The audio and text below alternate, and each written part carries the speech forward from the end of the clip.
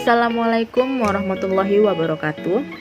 Kami dari kelompok 2 yang beranggotakan Anggun Nurida, Anissa Ayu Anggreni, Atasya Tara Aneldi, Desi Tiara Asa Nasution, dan Dewi Masito. Kami akan menjelaskan tentang unsur golongan 7A. Assalamualaikum warahmatullahi wabarakatuh. Saya akan menjelaskan unsur-unsur golongan 7A dan sifat unsurnya. Halogen. Kalian tahu nggak sih, halogen merupakan unsur yang terletak pada golongan 7A. Dalam bahasa Yunani, halogen berasal dari kata halos, yang berarti garam, dan genes berarti pembentuk. Hal itu karena halogen dapat bereaksi dengan logam alkali membentuk garam. Unsur-unsur halogen ada fluor, klorin, bromin, iodin, dan astatin. Manfaat halogen di kehidupan sehari-hari. Fluor berfungsi sebagai AC dan pasta gigi, bermanfaat maksudnya. Klorin bermanfaat untuk pembersih air, bromin bermanfaat sebagai anti air, iodin bermanfaat untuk antiseptik, dan astatin sampai saat ini belum tahu manfaatnya apa, masih dalam penelitian. Sifat-sifat unsur halogen.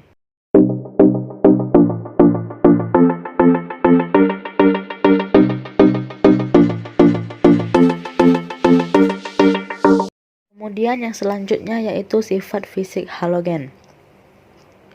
Sifat fisik dari unsur halogen adalah titik leleh dan titik didihnya meningkat seiring dengan kenaikan nomor atom. Di suhu ruangan, fluorin dan klorin berwujud gas, sementara bromin berwujud cair yang mudah menguap dan iodin berupa padatan yang mudah menyublim. Fluorin memiliki warna kuning muda, klorin berwarna kuning kehijauan, dan bromin berwarna merah kecoklatan. Ketika berupa padatan, iodin berwarna hitam, tapi uapnya berwarna ungu. Semua unsur halogen memiliki baut yang menusuk. Sifat kimia unsur golongan 7A, halogen. Halogen merupakan unsur yang terletak pada golongan 7A. Dalam bahasa Yunani, halogen berasal dari kata halos yang berarti garam dan genes berarti pembentuk.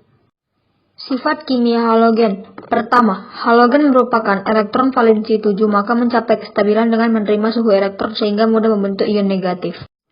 2. Jari-jari atom halogen sangat kecil sehingga mudah menarik elektron untuk mencapai kestabilan. 3. Halogen merupakan pengoksidasi kuat. Kemudian saya akan menjelaskan reaksi-reaksi halogen. Pertama, reaksi dengan hidrogen.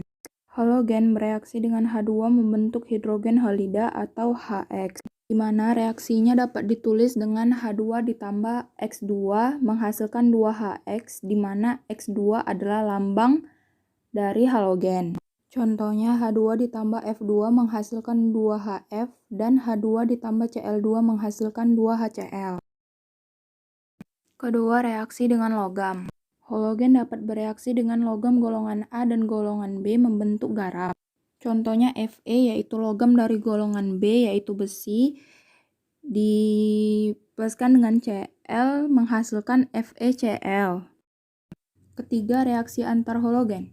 Unsur halogen dapat bereaksi dengan unsur halogen lainnya, membentuk senyawa XYN, di mana Y harus lebih elektronegatif dari X dan N merupakan bilangan ganjil. Contohnya Br2 direaksi dengan Cl2 menghasilkan 2 BrCl. Karena yang lebih elektronegatif Cl, maka rumusnya 2 BrCl. Yang keempat, reaksi dengan unsur non-logam dan metaloid. Pertama, jika halogen yang bereaksi dengan unsur P, As, dan Sb jumlahnya terbatas, akan membentuk trihalida. Kedua, jika halogen yang bereaksi dengan unsur P, As, dan Sb jumlahnya berlebih, akan membentuk pentalida. Yang kelima, reaksi halogen dengan halida. Halogen dapat mendesak halida di bawahnya dari senyawa.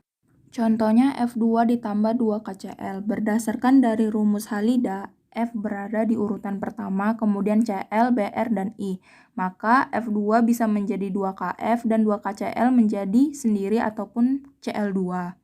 Di sini saya akan menjelaskan ketersediaan atau proses pembuatan unsur. Yang pertama, pembuatan fluorin F2 yang dibuat dengan cara elektrolisis cairan HF seperti elektrolisis cairan HF dalam KF atau KHF2 dan memiliki persamaan reaksi KHF2 dalam bentuk liquid bereaksi menjadi KF dalam bentuk liquid ditambah H2 dalam bentuk gas ditambah F2 dalam bentuk gram. Yang kedua, pembuatan klorin atau Cl2. Yang pertama, cara teknik atau untuk produksi besar-besaran. Berdasarkan reaksi oksidasi, yang pertama ada proses Deacon, yaitu mencampurkan HCl dan udara dengan katalis CuCl2.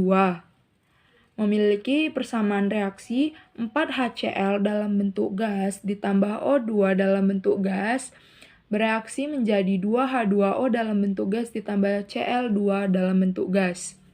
Berdasarkan reaksi elektrolisis yaitu larutan NaCl dengan diafragma dan memiliki reaksi 2NaCl dalam bentuk aquos ditambah 2H2O dalam bentuk liquid menjadi H2 dalam bentuk gas atau berelektrolisis menjadi H2 dalam bentuk gas ditambah 2NaOH dalam bentuk aquos ditambah Cl2 dalam bentuk gas. H2 dalam bentuk gas ditambah 2NaOH dalam bentuk aquos itu namanya katoda, sedangkan Cl2 dalam bentuk gas itu anoda. Kemudian elektrolisis cairan NaCl memiliki persamaan reaksi 2NaCl dalam bentuk liquid berelektrolisis menjadi 2Na dalam bentuk liquid yaitu katoda ditambah Cl2 dalam bentuk gas itu anoda. Dan yang kedua, cara laboratorium. Itu memanaskan campuran MnO, H2SO4, dan klorida, misalnya NaCl. Persamaan reaksinya seperti yang ada di gambar. Tahapan pertama, tahapan kedua, dan tahapan ketiga.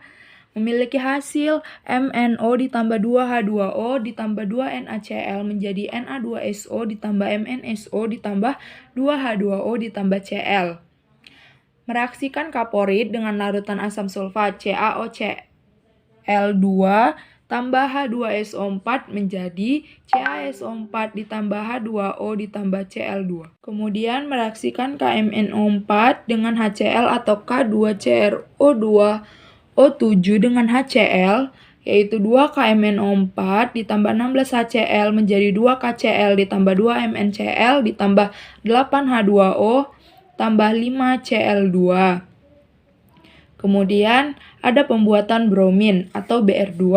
Cara tekniknya mengalirkan gas klorin ke dalam larutan bromida yang diambil dari air laut yang diasamkan dan memiliki reaksi Cl2 dalam bentuk gas ditambah 2Br- dalam bentuk aquos menjadi 2Cl- atau aquos ditambah Br2 atau liquid. Kemudian yang kedua, cara laboratorium. Dalam laboratorium, bromin dibuat dengan cara mereaksikan kaporit, larutan asam sulfat, dan larutan bromida. Memiliki persamaan reaksi sebagai berikut, yaitu CaOCl ditambah H2SO4 ditambah 2NaBr menjadi CaSO4 ditambah 2NaCl ditambah H2O ditambah Br. Yang terakhir, pembuatan iodin. Yang pertama, secara teknik, mereaksikan larutan NaIO3 dengan larutan natrium bisulfit memiliki persamaan reaksi 2NaIO3 ditambah 5NaHSO3 menjadi 3NaHSO4 ditambah 2Na2SO4 ditambah H2O ditambah I2. Secara laboratoriumnya, memanaskan campuran MnO, H2SO4, dan iodida, misalnya NaI. Persamaan reaksinya seperti tahap pertama, kedua, dan ketiga menghasilkan MnO ditambah 2H2SO ditambah 2NaI menjadi Na2SO ditambah MnSO4 ditambah 2H2O ditambah I2. Yang terakhir ada manfaat unsur-unsur kimia dalam kehidupan sehari-hari. Yang pertama, penyedap rasa, contohnya MSG itu monosodium glutamat. Yang kedua, garam, natrium klorida. Yang ketiga, sabun, natrium hidroksida. Yang keempat, pengawet saus, natrium benzoat. Yang kelima, kulkas dan AC, klorofluorokarbon atau CFC. Sekian presentasi dari kami. Apabila ada kesalahan kata, kami mohon maaf. Assalamualaikum warahmatullahi wabarakatuh.